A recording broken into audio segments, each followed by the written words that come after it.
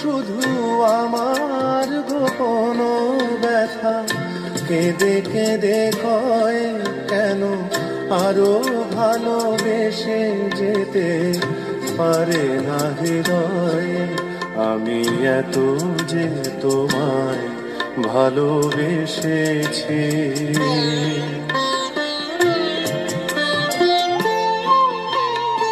তোমার কাজল চোখে যে গভীর ছায়া কেঁপে ওঠে ও,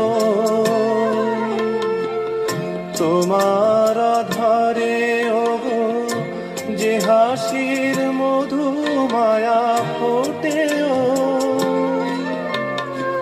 তারাই অভিমান বোঝে না আমার, বলে তুমি তো আমায় ভালোবেসেছো।